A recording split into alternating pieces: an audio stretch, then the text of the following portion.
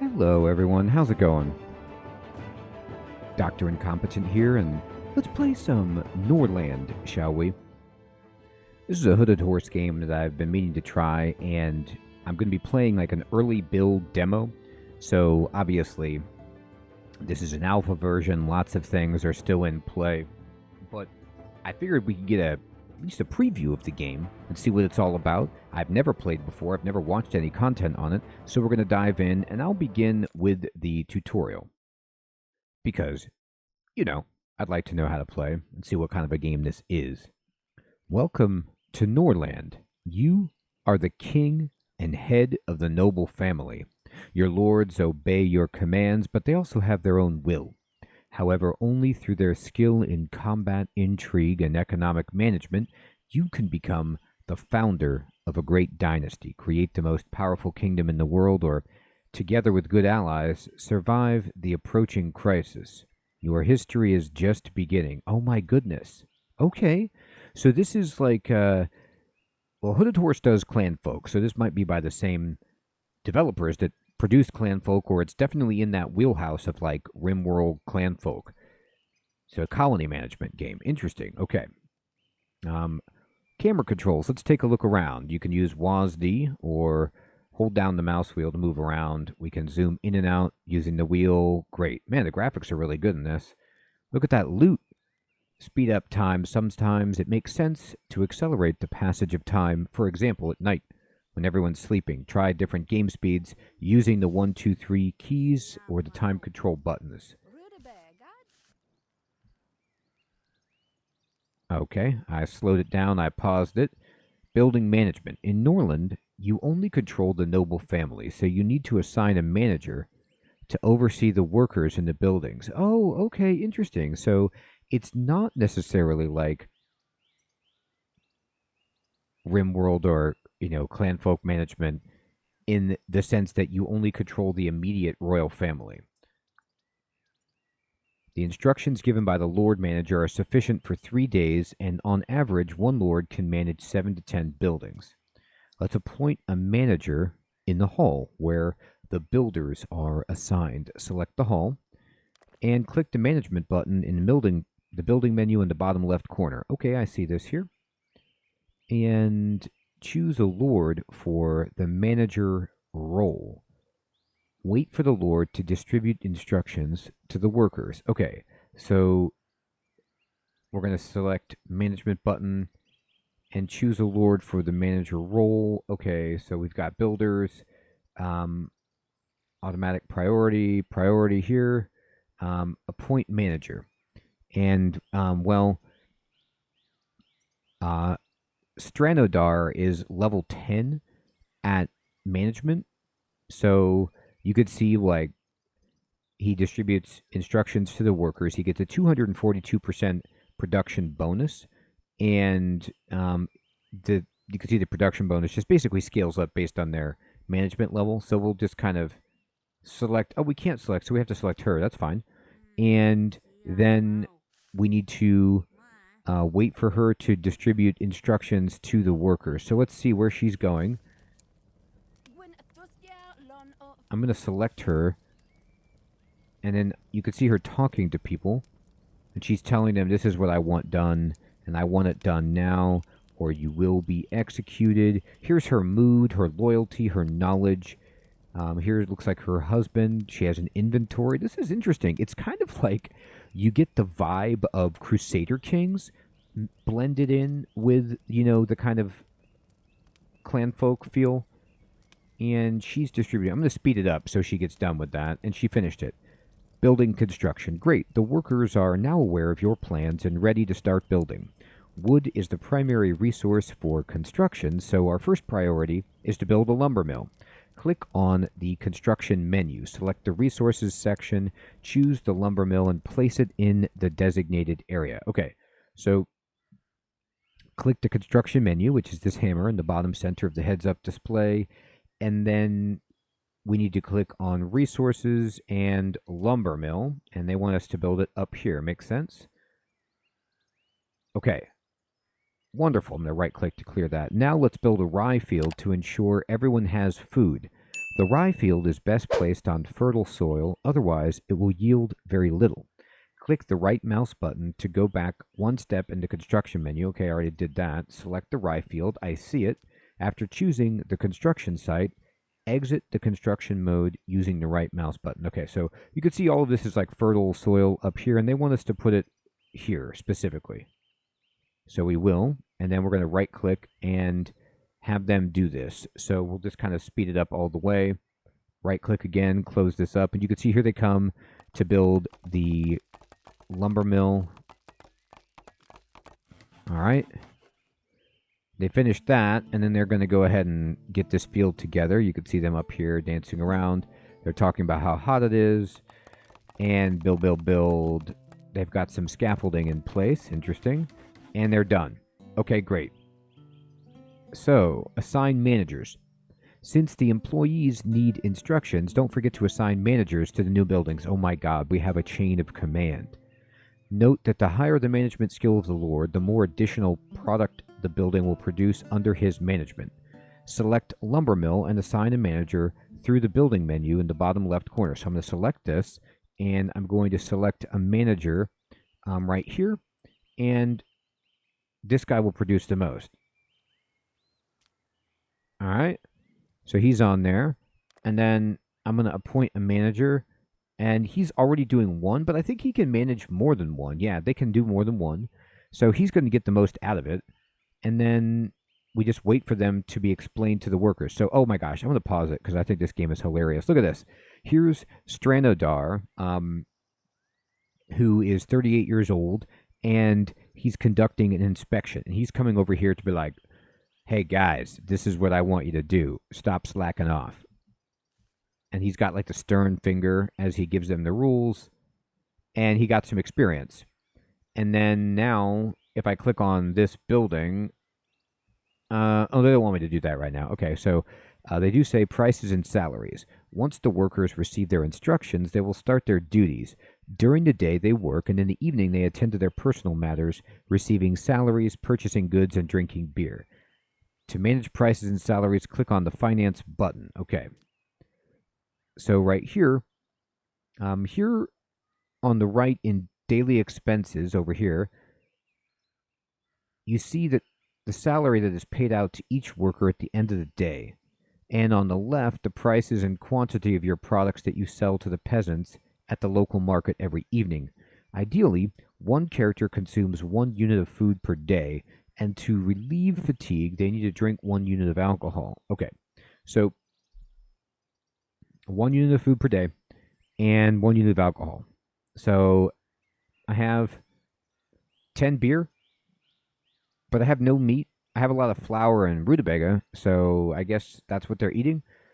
And the wages, I'm losing money, but I have 3,000 coins, so this makes sense. Currently, the worker's salary is 5 coins, as you can see here, and the price of flour is 7 coins. That means that the workers will not be able to buy food every day and will go hungry. I mean, that doesn't sound like a me problem, is it? Let's reduce the price of flour to 4 gold coins to make it more affordable. Okay.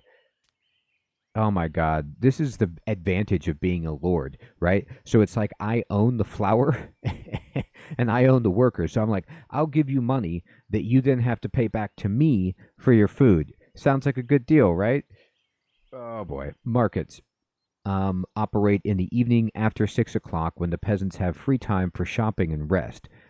Note that alcohol and food can vary in quality. For example, cheap rutabaga is not tasty and can lead to disease, while flavorful ale will give an additional mood bonus. All right. Click on the cross, the finance button, or just the right mouse button to close the menu. Tasks for lords.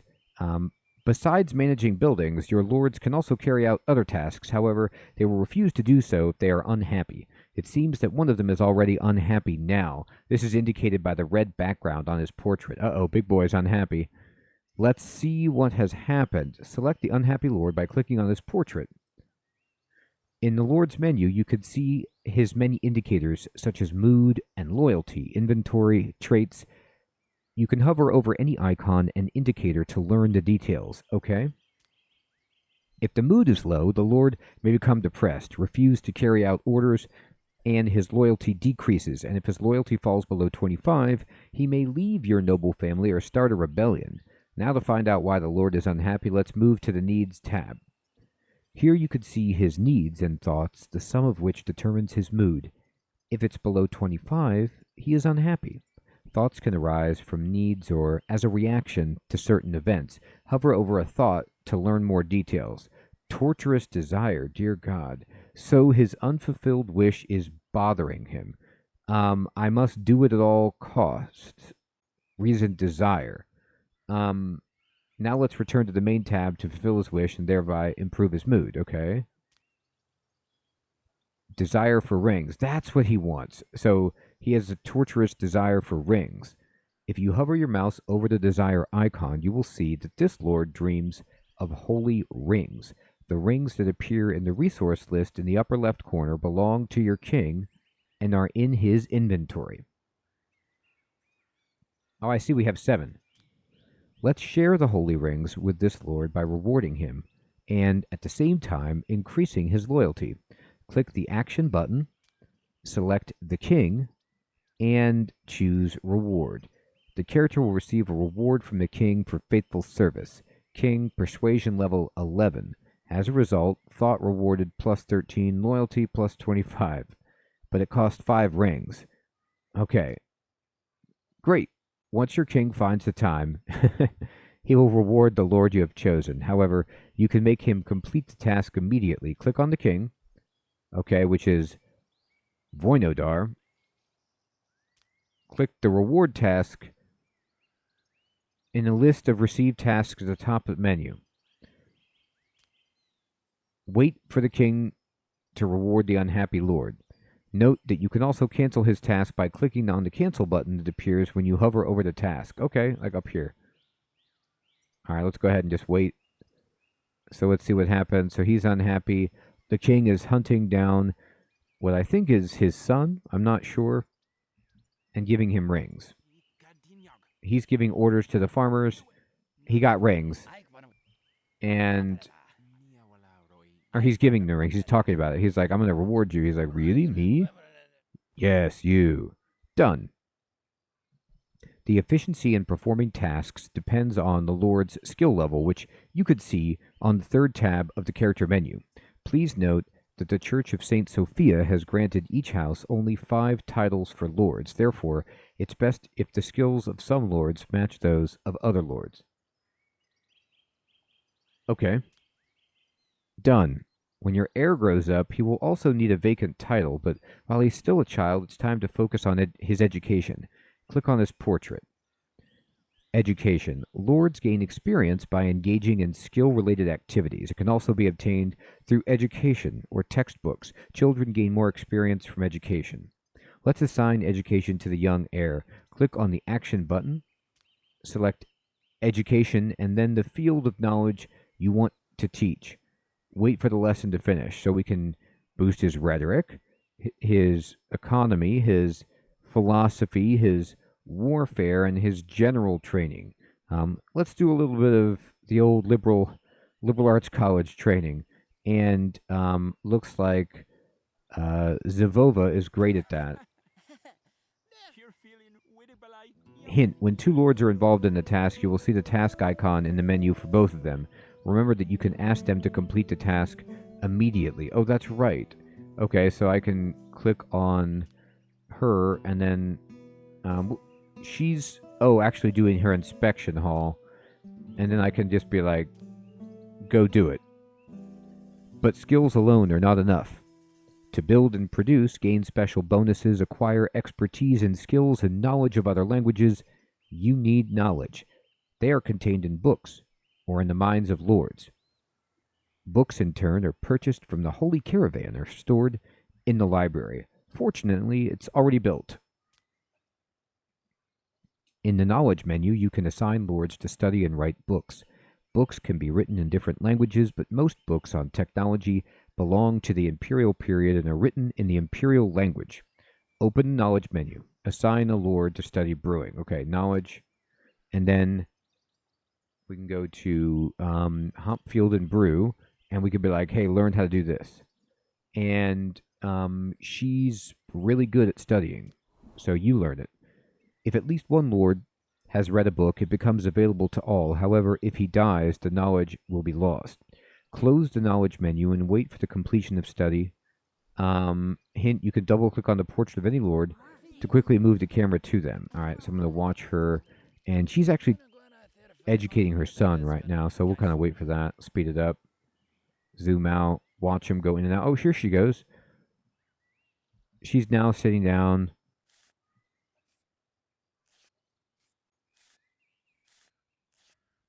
She did it. In this settlement, a mill has already been built. The building grinds rye into flour, which residents buy to cook at home.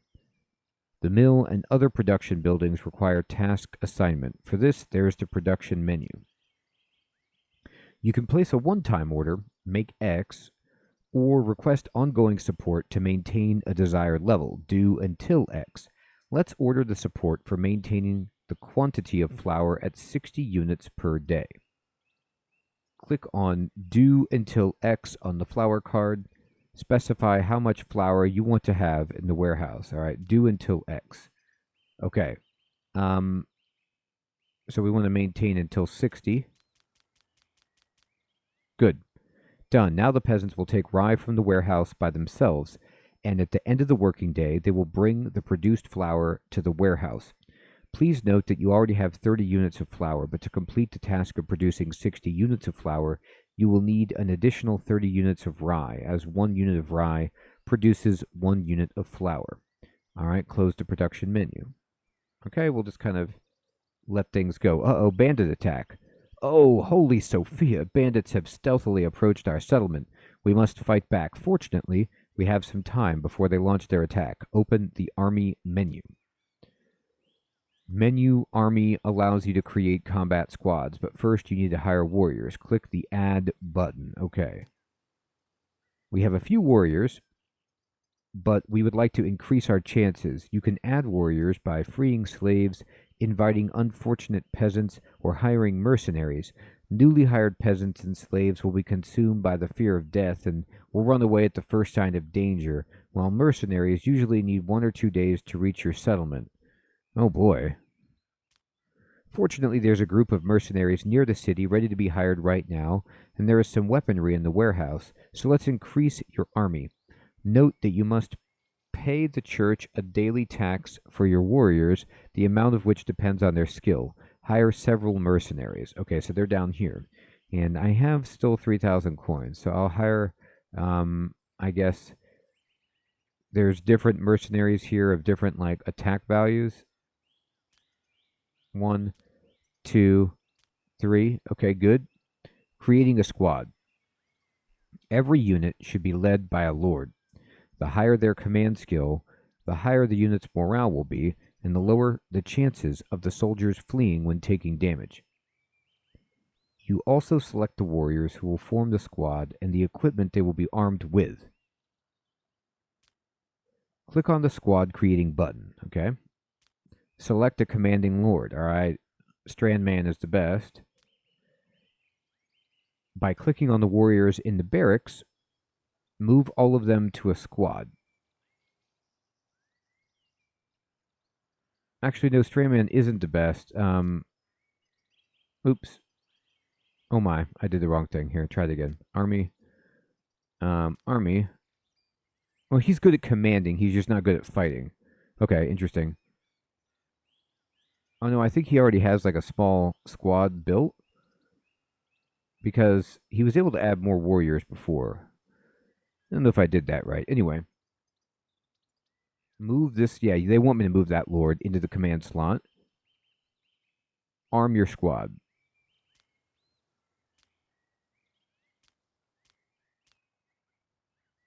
And I'm going to give them axes.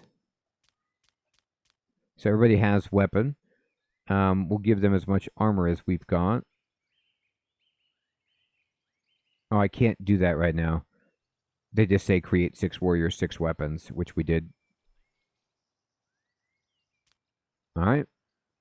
And now wait for your new warriors to pick up their weapons from the warehouse. Alright, so there they go. And they're getting weapons. Look, they're getting all geared up.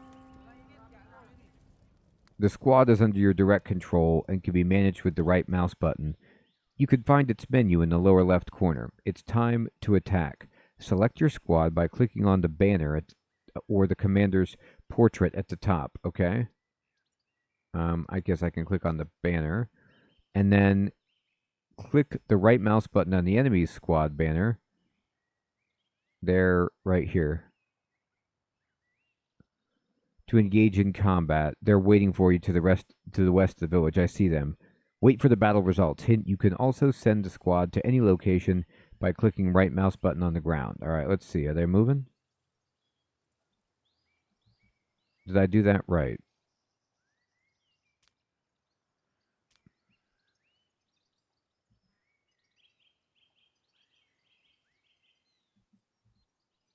I mean, I hope so.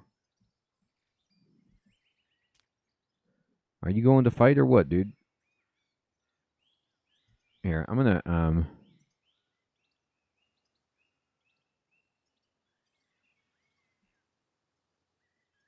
maybe I just need to wait longer. Oh, now they're going. Here they go. Oh my gosh. Oh, it's a fight.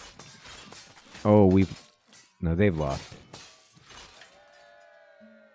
Yay, we got them. Victory. The bandit squad has been defeated and their leader is vanquished. Your warriors will capture and take as hostages those who survived, and the peasants will bring them to the settlement later. Now is a good time to launch a counterattack on their camp. Switch to the global map. Alright. Global map. Here you can see your settlement and your neighbors with whom you can interact. Now it's time to deal with the bandits. Click on the bandit settlement. Its menu will open in the bottom left corner. Choose attack from the action menu. Select your current squad. Army. On local map. These guys. And send them. 81% chance. That seems okay. I sped it up.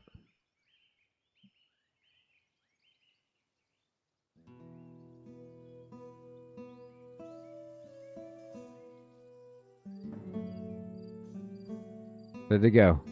Your party has reached a bandit camp and is preparing to launch an attack. Click the battle icon. There they go. Battle menu. Here you can see your own and the enemy squad, as well as an approximate balance of power. You can retreat from the battle if it seems unwinnable, play out the battle automatically, or personally command your squad in combat. Press the central button to start the battle. When you initiate the attack, your squad is positioned on the left while the enemy is on the right. The bandits won't wait and will immediately engage you in combat. Click on your squad's banner to control them. Use right-click to move the selected squad. To attack the enemy squad, right-click on their banner. Wait for the battle results. Okay, I'm going to pause it and just have them go. Oh my gosh.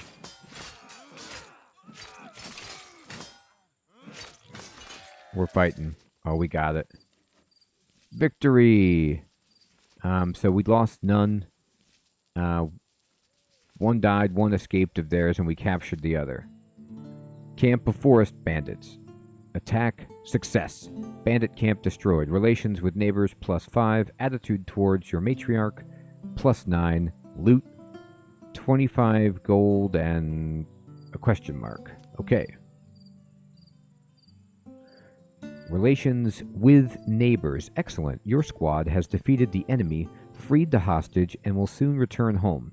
But besides bandits, your settlement is surrounded by neighbors. Their kings may have varying attitude towards your king, which can lead to both conflicts and cooperation. For example, you can save on the construction of hop fields if you enter into a long-term contract with a neighbor for the supply of this product. To enter into a trade contract, you must either be in the same state as your neighbor or have friendly relations with them. There are many ways to establish friendship with a neighboring king. Give him a gift, send your lord on a mission, or simply send your king to hunt together with him. Now let's improve the neighboring king's attitude toward yours to conclude a trade deal. Click on the neighboring city to open its menu. In the Assign menu, select Lords and choose the neighboring king. Alright, assign Lords Tutsifra. And we're going to select Wolf Hunting. Select Hunt, and your king as the executor, okay? Or the executor. And we'll just see how this goes.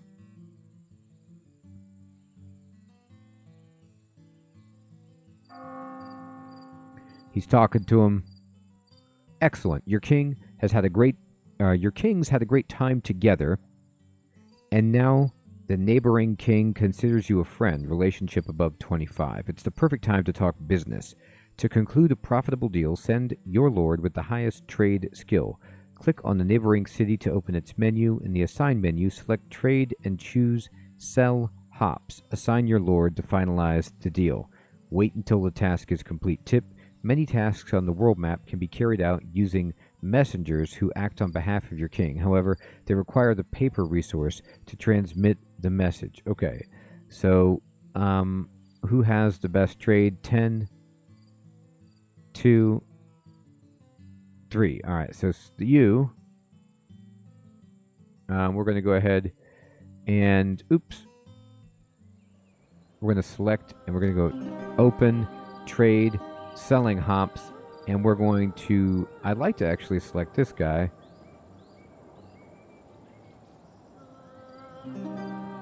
because he gets better rates, but I think they want me to select the main guy. That's fine. He goes over there.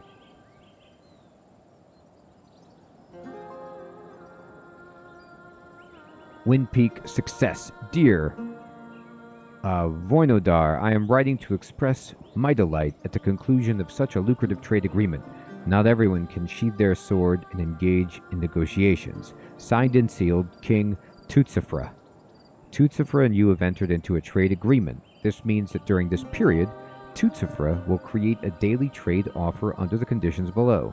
Sending a messenger to execute this deal will not cost paper. Relations with Tutsifra have improved +10. As part of the trade agreement, Tutsifra will daily offer to sell 15 hops for 45 gold, which is 3 gold per piece. Holy Caravan buys and sells this items for 3 and 6. Remaining days until the end of the contract, 10. Okay. Now in the trade menu, every day at 11 a.m., a button to buy hops will appear at the price negotiated by your lord. Press the trade menu, buy hops at today's offer, close the trade menu. Okay, we go trade, we go buy hops. Alright everybody, well I think that's a good first look at what Norland is offering in terms of just moving into the tutorial and seeing a lot of the different game systems. We saw combat, we saw negotiations, we saw trade routes, we saw delegating responsibility, educating children, building, management, managing needs of the lords, etc. So from what I can tell so far, the game offers a really neat mix between, you know, the kind of feudal royalty-based games like Crusader Kings, where you're dealing with monarchs and, you know, territorial issues between families and raiding parties and such, but then also the management hilarity of, you know, RimWorld, Clanfolk. And I'd love to know what you think of Norland so far. I think the next time I play, I'll just start up a new game instead of doing the tutorial and see where we get. But I'd love to know if you're interested in seeing more of this. Would you like to see a new game? Have you heard about this? What are your thoughts and impressions seeing Norland for the first time? Everyone, I'm going to put a link to the Steam page down below so you can check it out further. Remember, this is incredibly early on. This is an alpha build that I'm playing. But if you want to, you know, follow along with the game, wishlist it, and see how it develops, I'll put a link for that. Thanks so much for watching, everyone. Take care.